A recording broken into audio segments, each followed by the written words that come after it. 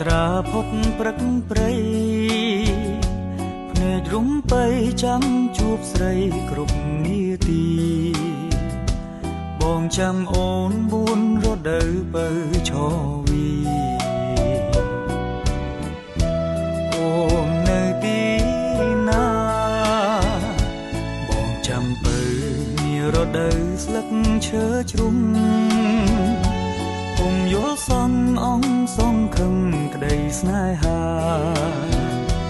ពេលត្រជាងធ្លៀងរងារោគសង្សារបាត់ភក្ត្រាសូនឈឹងសញ្ចាជួបអូនមួយពុំភ្លេចពេលផ្ការិញបងពុំភ្លេញទេប្រលឹងតែមិនជួបអូនសូនដំនឹងកៅប្រលឹងបងទុនទាំងចាំជួបបើនារដូវក្តៅ